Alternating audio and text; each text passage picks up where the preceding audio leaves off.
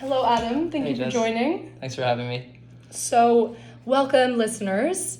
I think we'll just dive straight into it. So, Adam, could you tell us a little bit about your dad? Yeah, so where to start? So Where did he grow up? What was he like? okay, yeah, so my dad grew up in the UK, in Surrey. He was into sports, into like running, all that sort of stuff, like similar to me in that regard, or I guess I took after him. Um, and loved hiking, loved the outdoors. So Norway was one of his favorite places that we went to quite a lot and have a lot of fond memories of being there together. And then he met my mom in London. They eventually moved to Bermuda and then had my sister and I have a twin sister. And he worked as a lawyer for many years. And then after working for a lawyer for 17 years, he gave that up to become a minister. And so we moved to America where he trained as a lawyer, as a minister, sorry. And yeah, so that was, yeah, it was amazing to see someone who's a successful lawyer then also take on and do like a passion of his and actually give up a really successful career. And a lot of people are like, yo, what are you doing? Like, probably not a smart idea. And he like went for it. And so yeah, so that's a little snapshot about That's awesome. Dad. Yeah. That's actually quite inspiring in a world where we're all just trying to make so much money to actually step away from that and do something that you really care about. Yeah, it was inspiring to me, and I think it's like something that I like keeps me thinking about like what I want to do as a career and like yeah, it's inspiring for sure. And for those of you who don't know, Adam is just super badass with everything he does. He's very involved in the ocean, so I'd say definitely making Papa proud with you doing the stuff you love. Yeah, I hope so. Yeah. When did you learn that your dad had cancer? How old were you? I was 17. I'm quite bad with dates and times around like the time that my dad passed away, but I was in the last year of IB at Work Academy here in Bermuda.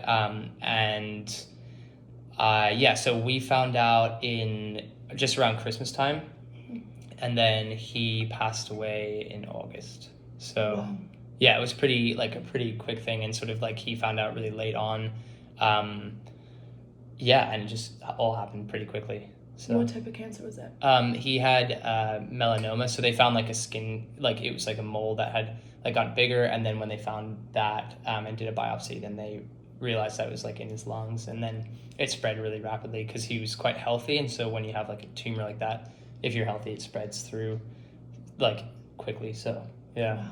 Yeah. So that it was pretty rapid, and then like a lot of that time he was like overseas. So we were obviously, my sister and I were finishing our final exams, and so. So you weren't living with them?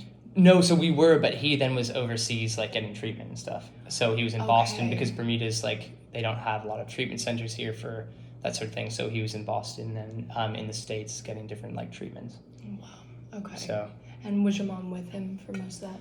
Yeah, on and off. So she was kind of like split between here in Bermuda, like with us, and then with my dad. And then when we could, we would go over and be with him as well. So.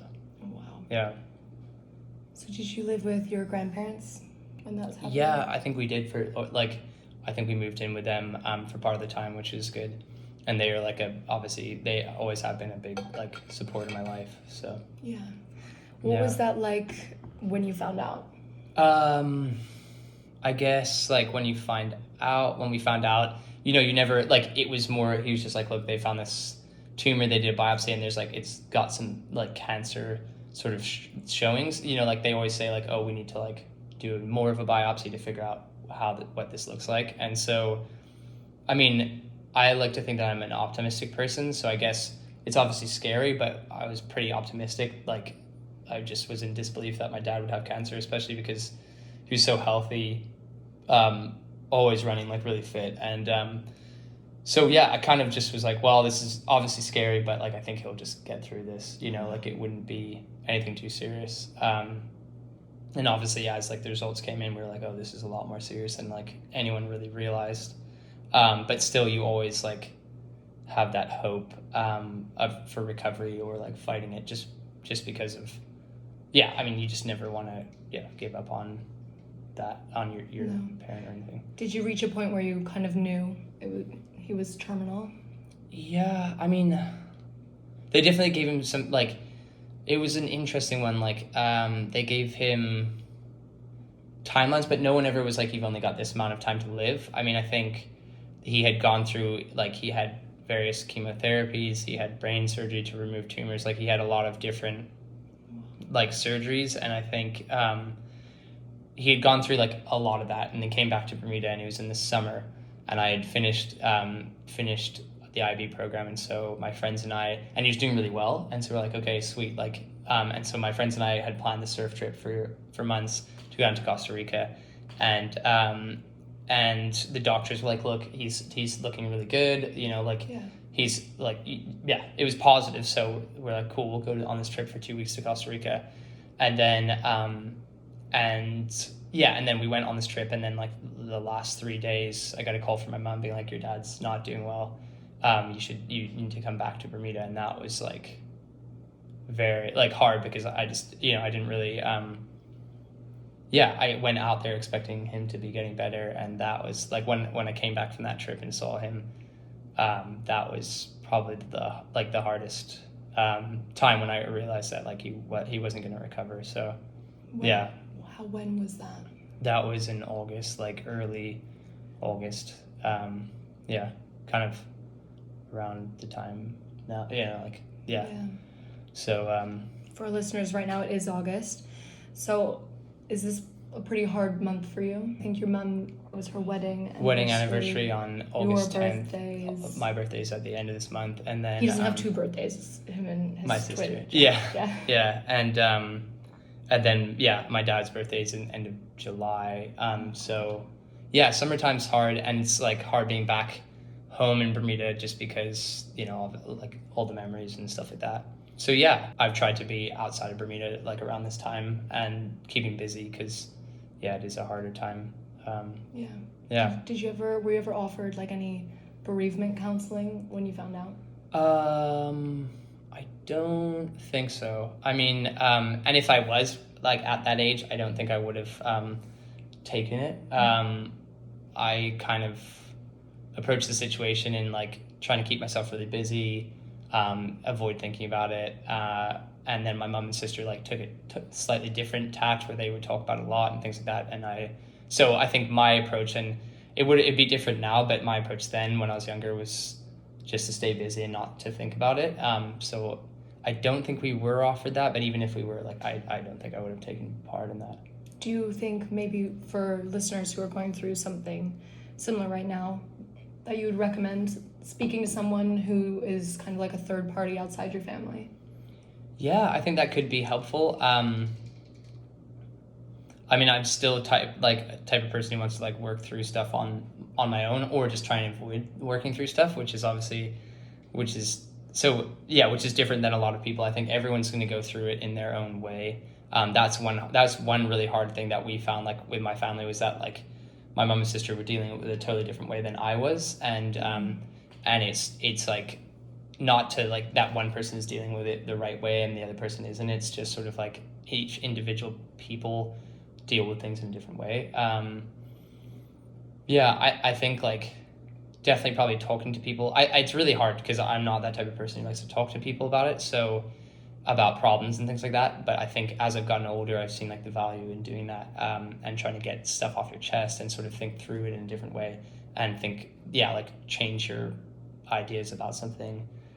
So I would recommend doing that. I think it's hard to know, like, but I think maybe as a male, like, you tend to try and, like, at least that's what I did, like, internalize it and just kind of put on a happy face and just kind of get on with, Do you feel like as being the man left in the family, and gender stereotypes aside, let's be real, they're still prevalent. Did you feel like you had to put on the brave face and be the one who was strong for everyone? For your mom and sister? Yeah, I think so. I mean, I think I probably selfishly just put on a strong face, but then like wasn't necessarily super proactive of like helping, but wanted to be like this support, and but I think grief is a hard thing, because when you're going through something like that, I think, and this is from outside looking at other people that go through grief, like a lot of people, if you're not dealing with it correctly, you're just in survival mode and you're just trying to like get through it, and so a lot of times you're only looking out for yourself. Mm-hmm. It's hard to obviously see that, but like a lot of times, like you're just looking selfishly at like, how can I get through this for myself without like necessarily thinking of other people. And so I think that's something that like I could have done with some help on that. But I also wouldn't, and I'd say to listeners out there, I wouldn't put that kind of pressure on yourself. Sounds like you feel like you have regrets about that, the way you handled it. Yeah, I think it's a really hard one. I think I could have dealt, like, probably had more, I don't know if you could call it self-control, or more like trying to actually work through it as opposed to avoiding working through it. But I think it's really difficult to do that because you're going through something that you've never experienced. No one's going to experience the same thing, even if they may have like a father that dies or something. Because actually, one of my really good mates, his father passed away like a week before mine did. And so even the two of us, we were very similar, and we went through it in a completely different way. But the good thing is we were kind of like, I mean, we didn't really talk about it that much, but we like had a mutual understanding of kind of like what each other was going through. But everyone goes through it in a totally different way. So it's really hard to say like this is the right path, or like this person's doing it the right way. Are there any, and for listeners maybe who are going through it, are there any coping strategies that you think work? I mean, I think my coping strategy ties into like what you're saying earlier was getting in the ocean. I love the ocean, and so like, and I like live the ocean's literally just out there for people who are listening. And I spent a lot of time surfing and diving and stuff like that, and that was kind of like a way of getting away from everything, like escaping it, which isn't necessarily a good thing, but sometimes you just need that. Also, like having the supportive friends, like one of my really good friends, Mike, was really supportive through that time, and like was just there always, like, and that was really helpful. What would you say Mike did that other people who maybe want to find how they could support someone going through this, what did Mike do well to help support you? I mean, he was just like, he was always there at the end of the phone, or coming over, or like he was just, I just knew he was going to be there, which is awesome. So, and just, he was encouragement, like he knew exactly what was happening, and like I didn't really have to tell him anything, he'd just be there. And sometimes for me, like just having someone else there was great, not necessarily having to say anything or like them asking questions, but just knowing that they'll be there and like to hang out with and stuff like that. So because I know a lot of people are so worried about saying the wrong thing that they don't say anything at all. Do you think that is a problem? I 100%. I mean, I even do that myself, because you know, when someone tells you something that's like really bad that's happened to them, or it's very easy to just not know. I mean, it's very easy not to know like what to say to them. And I think because sometimes you can feel like you put your foot in it, or you try and relate when it's like not a good situation to relate to.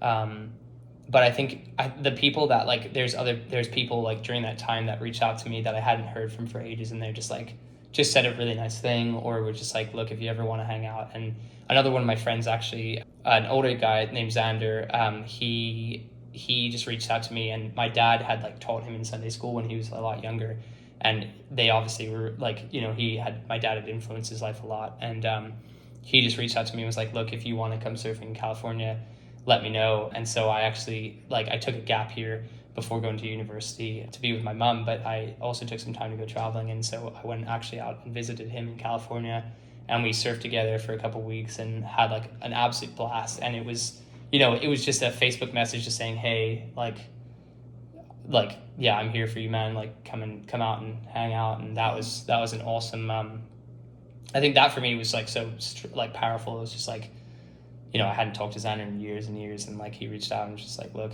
you know, you want to hang out, like I'm here. So I think that sort of thing is really nice. Like you don't have to say much, you don't have to like write an essay. It's just the fact that you're acknowledging what happened, and that you're there for the person. Even if you say, I have no idea what to say, but I'm here for you. I think that's great. Do you appreciate when people reach out on anniversaries and birthdays? Yeah, I mean, so I'm really bad at doing that sort of stuff. So I always feel like when people do that, I feel quite guilty, like that I may not have done that, but there are people in my life that do that, and it's really nice to like acknowledge. I think I use social media, but I don't necessarily put like that much personal stuff out there. So like it's not like people really know unless they know me really well, like when the anniversary is or anything like that. So yeah. Because I always think of you in August, and I wonder if I never know if I should send a note. Yeah. I mean, it's never like, I guess like it's never a bad thing, but at the same time, like I'm not expecting any, you know, like I don't think people will be expecting anything. I think people are so worried about like reminding someone and upsetting them, but no one can remind you that your dad died. Like it's always with you. Yeah, 100%. So I guess saying something is always better. Mm-hmm. And even if you know you're going to put your foot in it, which I do very often, just saying, I know I'm probably not going to say the right thing, but I no idea what you're going through, but I'm here for you. Yeah. Rather than saying, like you said, maybe something unrelatable, like, oh, my grandma died, so I know what you're going through. Yeah, for sure. So is that on the what not to say list? Yeah. I mean, I think it obviously depends on like what relationship you have with the person and things like that. But I think just saying that you're there for them or like is a great thing as opposed to like trying to relate because everyone's situation is totally different. So yeah. It's been 11 years, like you said, to this month since your dad passed away. Do you feel like where are you at with the grieving process? Do you have bad days, good days? I think like I went through a number of years where I was like trying to avoid like thinking about it as much as I could. And I think about my dad a lot, but like just, I think I went through a period of like just feeling it was so unfair. Why me? You know what I mean? Like, why is this happening to me? Like, why my family? Why my dad? And I think like, I mean, it's an interesting one. I don't know, you can almost use grief as an excuse maybe sometimes when you're like, I'm having a bad day, like maybe it's to do with that. I don't necessarily like it's crazy how much you kind of forget in that amount of time about like, and like I find like how little you can think about your dad, for example. But yeah, I think I've moved through that stage of like feeling like, oh, this is unfair, to a more like, I guess, peaceful place. I mean, I have a faith that I believe like I'll see my dad eventually, you know.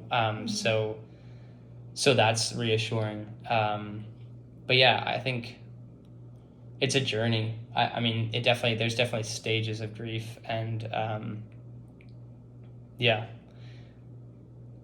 think like life is a journey, and like you have so many different feelings and different periods and times in your life, and I think like grief is the same way. There's like, for example, like after my dad passed away, like I don't think I cried for months and months and months, you know, like even at his funeral or anything like that. So like I definitely have had like an interesting, I guess, grieving time in that sense. My dad lost his father to cancer when he was in his 30s, and he didn't cry for 30 years. Yeah. And I think he felt a lot of guilt about that. Mm-hmm. And I'm not sure if you felt that way. Yeah, I mean, I don't know if I felt guilt. I think also my dad wasn't an emotional guy really either. Okay. So like I remember seeing him cry maybe like 2 or 3 times in his entire life. So I guess I didn't necessarily feel like it was too different. I mean, it was obviously hard when like everyone else is kind of crying and you're just sitting there like, why can I not have those emotions, or why am I not like feeling like that? And it's not necessarily like that you don't have those emotions, it's just not being expressed in that way, I guess. But yeah, I think there probably was a factor of like, you know, why am I not feeling the same way as everyone else, or why am I not expressing it the same way as everyone else, I guess. Well, yeah. Is there any advice that you'd give to someone who is going through something similar? Perhaps someone who's just found out that a parent or someone they know has cancer or has lost a parent to cancer. Ooh. I think one of the things just to anyone is like just spend as much time with your loved ones as you can. You know, like don't take it for granted, because life is short and you just never know what's going to happen. So I mean, I think that was one of the things, like my dad working as a lawyer in Bermuda was very busy, like in my earlier years growing up. And so he was traveling like probably every other week. So I didn't actually have like a super close relationship in that sense with him. But then when we moved to Florida, he was there a lot more. So that was awesome because we had that time to like hang out a lot. And I was older, so you know we could run together, we could cycle, we could do all that sort of stuff.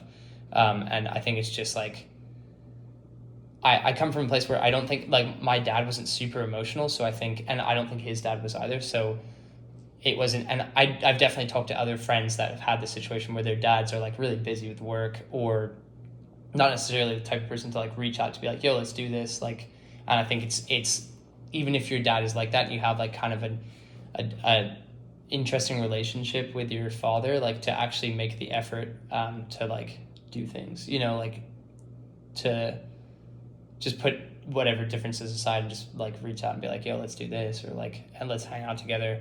Because yeah, I think that's it's like something that I think a lot of people struggle with, and I don't think it's necessarily like the parent who's, I mean, yeah, it's a hard one, but the parent should be the one who's like necessarily reaching out. Like if you want to make a connection with your father and you feel like he's quite distant, then like you can also take that step. Whereas a lot of people are just like, well, why isn't he reaching out to me? Maybe. So I think it's like making the most of the time and just like, yeah, like when you get a chance, if you live in a different country than your parents or whatever, like when you have time, just to like spend time with them. Do you want kids? Yeah. Oh yeah. Do you think that you'll put that into practice? Yeah, I hope so. Yeah, I definitely plan to. And so I think in that sense, like I've definitely learned from the situation of how I would like, how I envision like parenting and stuff like that. So yeah. And quality time. Yeah, for sure. Yeah. So how do you honor his memory? The times that I feel like closest to him are like being outdoors. And so like I recently was living in Vancouver, and it's one of those places that I wish, like when I was living out there, I was like, I wish my dad could visit me now and like we could hike together, and like just because I think he would have loved it. So it's like I try and make as much like take as much opportunity to like do the sorts of things like that, because like he loved it and I love it a lot, and I think like that's when I feel like closest to him. I know that those are the times in his life because he worked a lot, but like the times on holiday when we were out hiking and things like that he like was living his best life, you know what I mean, like he just loved that. So that's when I feel like the most connected, I think, with my dad, is like, and even just doing it by yourself, you know, like being out there, not necessarily with other people, but so like I spend a lot of time like mountain biking or like paddleboarding or whatever by myself, and it's like a time that I feel like, you know, he's there, or like we had spent a lot of time together doing that. So that, I think that was one of the hardest things for me, was not having like a person could like to go with to do like go on adventures type thing, or like so I made a lot of mates that are into like doing that and have like had a lot of good times with friends, like being outdoors and running and cycling and stuff like that. So well, thank you so much, Adam, for coming on the show and for being so open. And thank you, listeners. I hope if you've taken anything from this, that you're not alone. And if you're going through this, you know, as Adam said, it's a journey. Be patient with yourself. And if you're not going through this and you want to support someone, just let them know that you're there. You don't have to say the right thing. So thank you so much. Thanks.